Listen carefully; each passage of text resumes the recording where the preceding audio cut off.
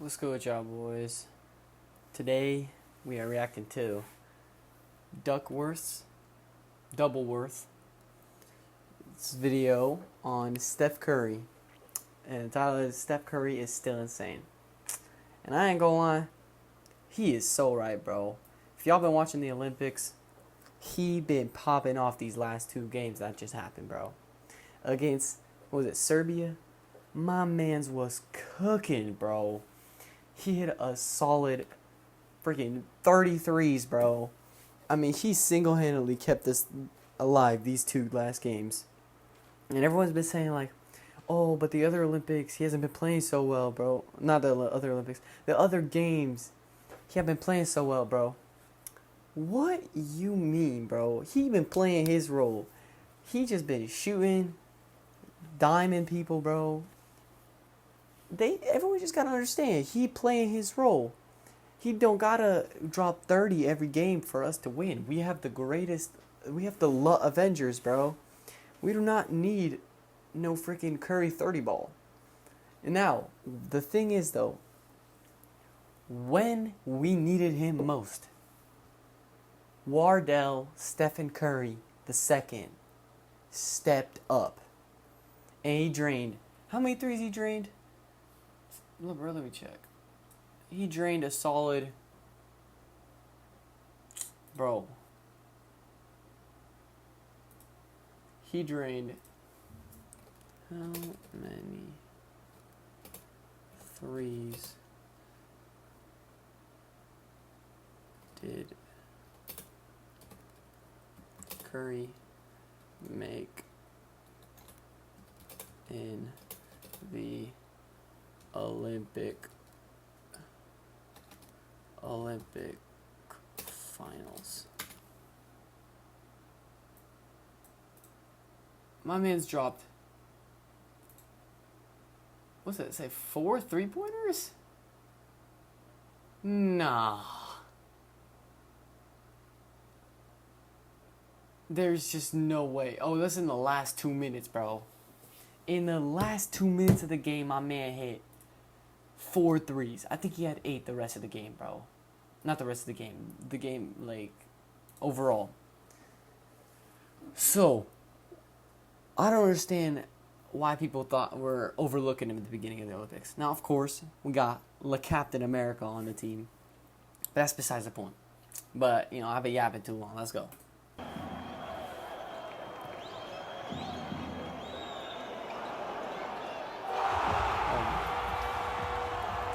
Okay, Bro, hold on. that might have been one of the craziest shots I've ever seen in my life. Dude hit a tween behind that bat, sidestep him, double team, splash, bro. I was sitting there looking, watching at this game, bro. I was watching with my friends. Bro, I see him throw this prayer up. I was like, no, bro, why? Why? And then he splashed it, bro. I was like, oh my goodness, bro. Hold on. Because what in the world did I actually just watch? And that's not a rhetorical question either. I'm legitimately asking y'all, what in the world actually just happened? We've seen him hit crazy shots like this before, but pretty much never shots like this on this type of a stage. Because after struggling through the first handful of Olympic Games, Stephen Curry completely put Team USA on his back in the last two, scoring 36 points in the semifinal game against Serbia and 24 points in the gold medal match against France. 12 of those coming in the fourth quarter, all in the form of threes, the last of which is the one that you just saw. And by the way, just a quick disclaimer going into this video, that clip at the beginning is pretty much all you're going to see from this game because the Olympics do not play around with copyright, and more specifically copyright takedowns. There's a chance you've already heard other YouTubers say something along those lines, but I'm not sure if people actually know how extreme they actually are. There was a documentary that I uploaded 3.5 years ago that in July was blocked worldwide because I used 8 seconds of footage from the gold medal match in 2008. And so that's the type of copyright restrictions that we're dealing with here. So I am not. Why are the Olympics so stingy with their recording, bro? I don't understand that. Why do they care so much? I understand it, you know, it's the Olympics, right? But like, bro, let people enjoy and display like the Olympics, bro. Like, they're not streaming it now. If they were streaming it, okay, I see. But like, they're not. They're just. I mean, he was literally just gonna use it just to freaking show us the clips of Curry's just insane performance, bro. But now he can't. It's actually, I find it so stupid, bro.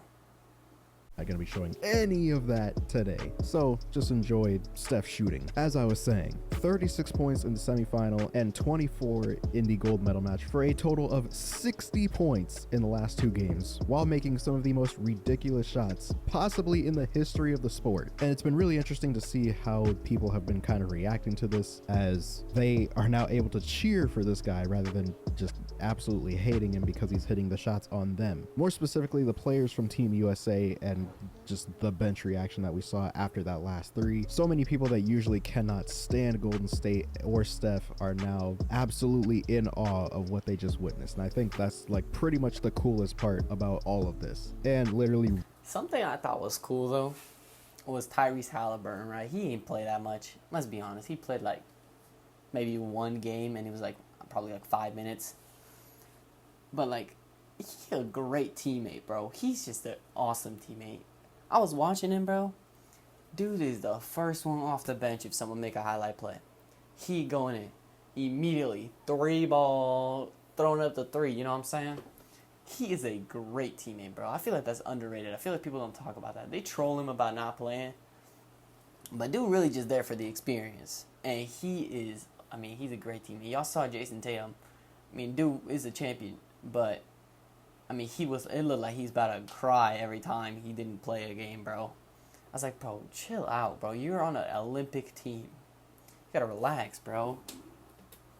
right before I recorded this, we got some more statistics, and it turns out that this gold medal match was actually the most watched gold medal game since 1996 in Atlanta, with an average of 19.5 million viewers. So in other words, 20 million people saw this happen. And so I feel like that's another part of this. Us Warrior fans have kind of known about the outer limits of what this— Oh yeah, if y'all ain't know, I am a Warriors fan. All-time favorite player, Steph Curry. Obviously. Not really obviously, but yeah, for sure he's the best, bro. Model the game after him. this dude could actually do on a basketball court for quite some time now. Even then, some of these shots still don't make any sense to us, but now the entire world is getting to see what we see pretty much on a nightly basis during the season. Not only that, seeing Steph, LeBron, KD all on the same team finally getting to play together after all these years, and perhaps for the final time, as LeBron has pretty much confirmed already that this was his last Olympics. KD, it would be a little bit of a stretch to expect him to play in 2028, so you can expect this to be his last as well, and perhaps maybe Steph as well. And so definitely quite the send-off, seeing three of the most toxic fan bases in the history of sports all coming together for a common purpose of winning the gold medal and proving that yes, these are indeed the world champions. But also, before moving on, I wanted to congratulate both Serbia and France on their bronze and silver medals. That is about all the positivity that I have left in this video, which is unfortunate being that I am a Steph Curry fan. I am a Golden State Warrior fan. We talked about this game. I got a confession to make. I am the greatest Wemby hater of all time. Bro, this guy is 7'5" or whatever he is, bro. I mean, if I'm being honest, it's probably because he's in the league and I'm not. But I mean, it's just like, bro, he's got so much hype. It's like you gotta hate on him, bro. Like, ain't nobody wanna, like, I just don't know, bro. Wemby just kind of like, every time I see him, bro, it just makes me mad. Dude does not, like, he does not need to be pulling out sham gods mid-game, bro. And then in the gold medal game, he freaking popped a 3 from, like, Curry range, and I was like, bro, are we for real? And then he didn't make a 3, and I was like, yeah, that's more like it, bro. Stick to your game, bro. But yeah,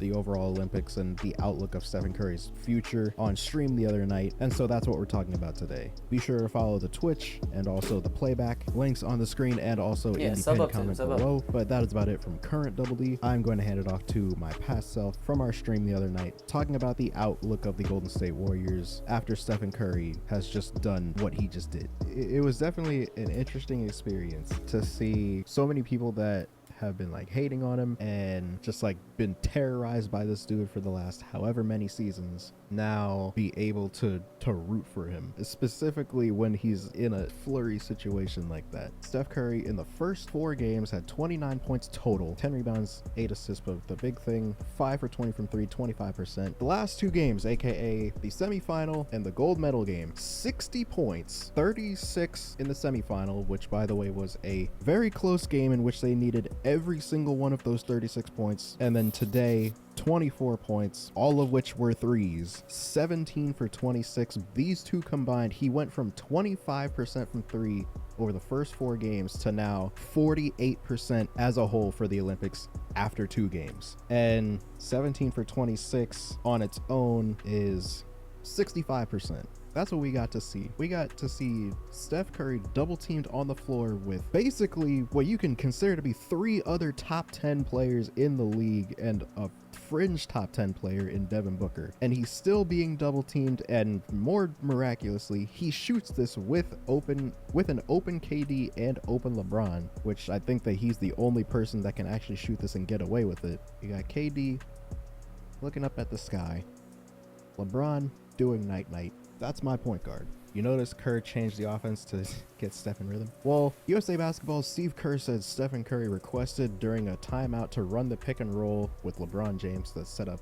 one of his dagger threes to beat France. I said, okay, let's do that. AKA, elite pick and roll player has to ask his coach to run pick and roll. I feel like these last 2 days and 2 games specifically have been pretty telling, like how badly they are actually up right now. It was becoming more accepted throughout this offseason that, you know, Steph might not be the player that he once was, and so, you know, people felt like, you know, it might be.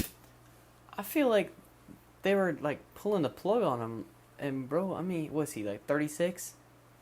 They're pulling the plug on him. This is the Olympics. It's not even a regular season, and they're just like, oh yeah, he's done. He's washed. Bro, this is the Olympics, man. He played in the finals, bro. He is a finals player, bro. This is not even the regular season. And they were saying like, nah, it's over, bro. It's over. Bruh. I can't believe it.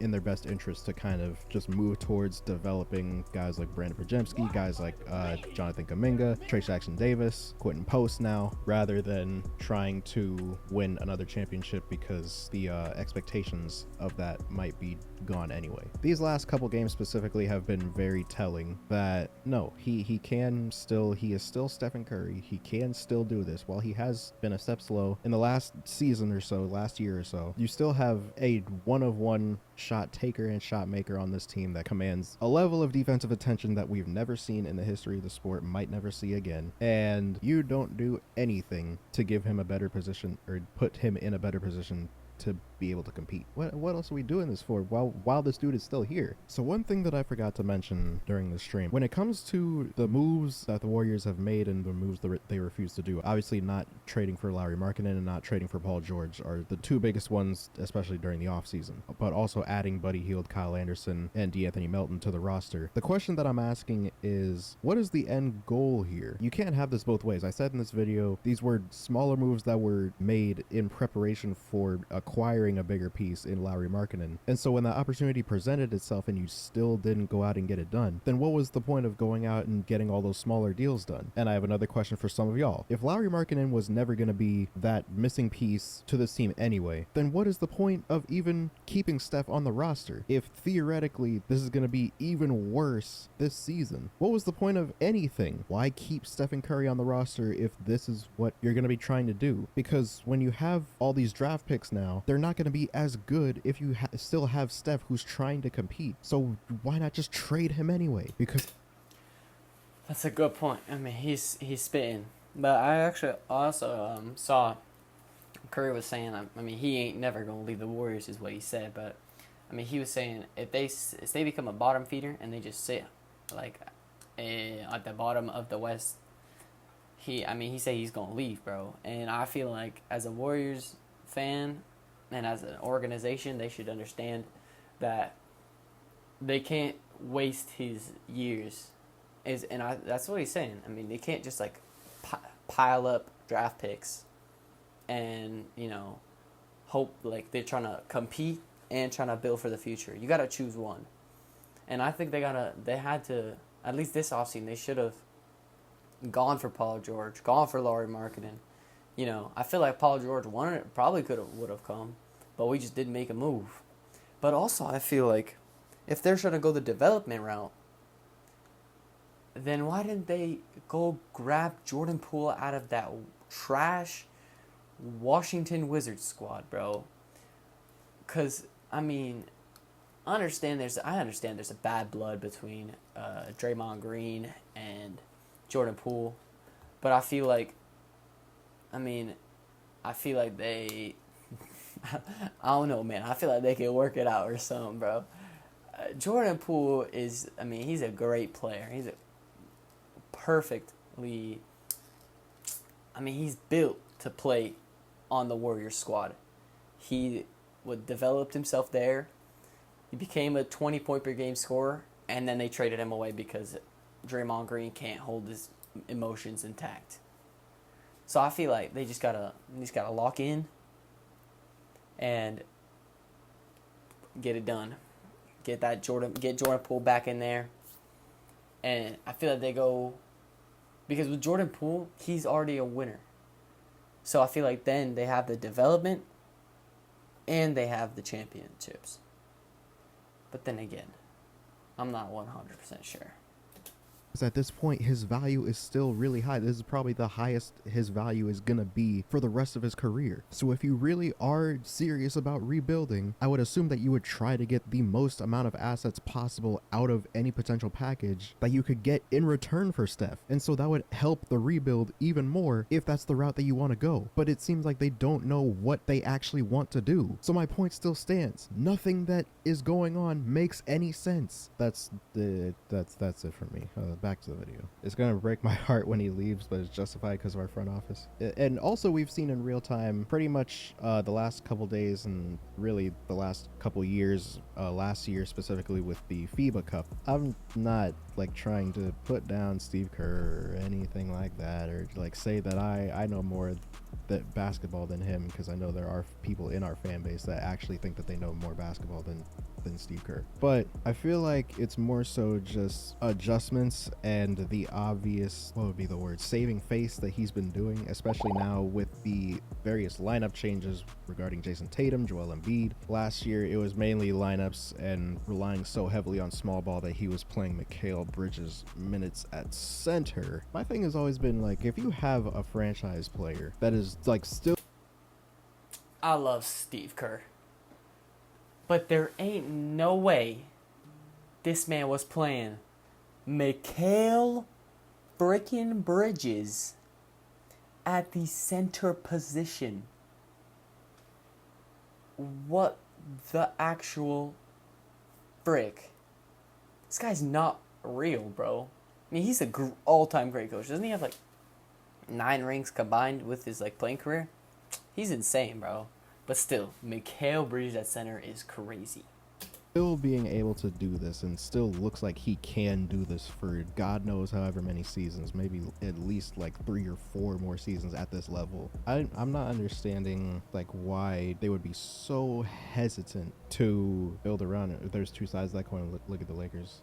I mean, I feel like them trading their young guys and going out and getting Anthony Davis, you knew that at the time it was going to give them the best possible chance to compete for a championship, which of course we know that they won. I feel like they definitely gave themselves a better chance of just going out and trading for a talent like Anthony Davis rather than waiting for guys like Julius Randle, Josh Hart, Lonzo Ball to like waiting for those guys to turn into something. And while we...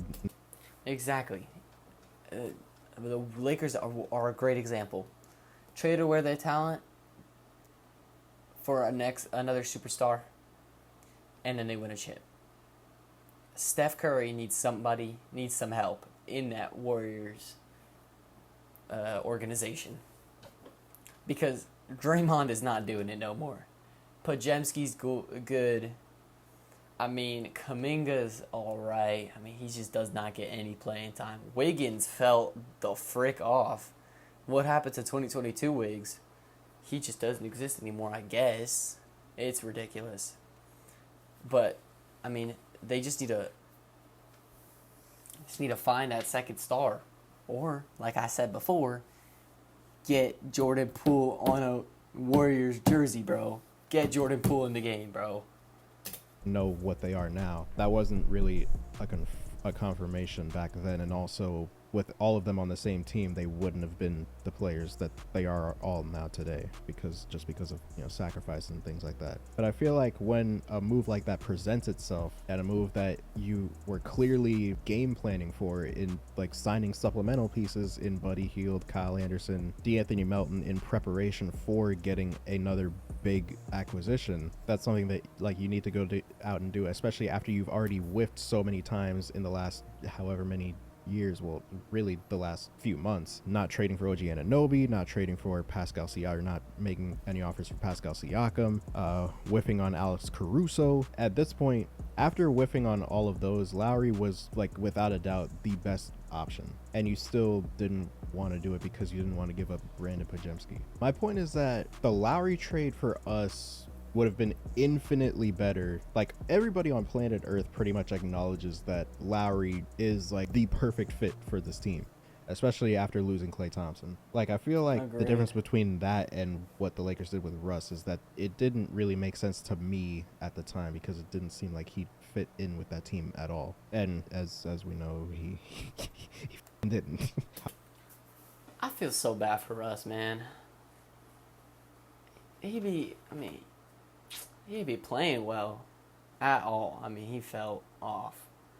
But he was a great player, bro. It was sad to watch him go, especially when he went to the Lakers. I thought it was over. I thought Lakers that season, I thought they were going to three-peat. And then he just turns out to be a freaking bum in the Lakers uniform. And it's so sad to see, because he was such a good player. How big of a loser is Moses this offseason, since they signed Buddy and Melton and didn't trade him? That's another thing too. I believe that was their final offer, was Moses Moody and picks for Lowry Markkanen. That's one trash trade, bro. Like, okay, you didn't even try.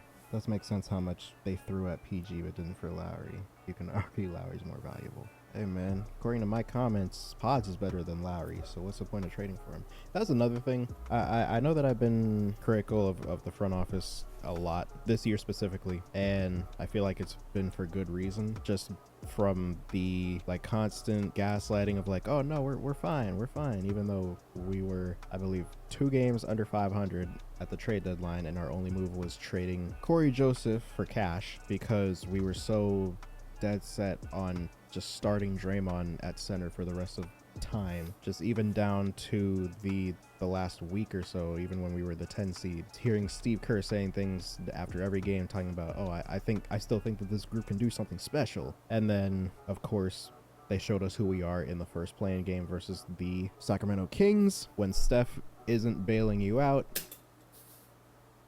I don't want to be the one to say it, but Klay Thompson went 0 for 10 in an elimination game, which is audacious. Bro, where's the Klay Thompson who's smacking 60 points off like 10 dribbles, bro? Where is that guy, bro? Now he's in freaking Dallas, bro. And they needed him too. They needed some shooters, bro. Dallas is a struggle bus over there, bro. It's actually sad. But it was sad to see him go when we got Buddy Hield. Hopefully he don't go 0 for 10. Especially, like, specifically with last year's roster, when Steph isn't bailing you out, you look very pedestrian. And so I feel like coming into this offseason, I think that a bunch of people expected more out of this front office. I didn't agree with the trade the young guys approach after 2022, but in hindsight, yeah, I feel like that's like my thing, is because, like, dog, they weren't playing them anyway. So it's like, like even after 2020. That's such a good point. They got all this talent, all these young bucks, and they ain't played a single one of them in a playoff game. I mean, Kuminga goes from like maybe 15 minutes in a regular season to like 1, maybe 2. That's actually sad, bro. They're trying to develop, and they won't even let the kids develop, bro. This is actually like ridiculous. 23, they weren't playing Moses Moody and Jonathan Kuminga. So like, what's the point? What are we doing here? But also in 2022, we ended up losing Gary Payton II because we couldn't offer him a bigger contract because we refused to trade James Wiseman. Or instead of being able to re-sign GP2 because the Blazers were able to offer him more money and more years, he goes and signs with Portland. We keep James Wiseman. He looks decent in preseason, and then as the season starts, he turns right back into the raw player that we all knew that he was. He literally just stops getting play time because he was, I think, the most negative player on the team in terms of plus minus. And then we trade James Wiseman to the Pistons for a bunch of second round picks, which we then used to trade back for GP2. That was another thing. I remember what the package was. We could have traded the number 2 pick and our first round pick in 21, which turned out to be a lottery pick, which we then used to select Jonathan Kuminga. We could have sent those 2 picks to Minnesota in return for the first pick, to which we probably could have gotten Anthony Edwards, but given this front office and how like set they were on drafting a big, they probably would have taken James Wiseman anyway. As I was saying before, the Warriors are definitely making some decisions right now. Yeah, that's just sad.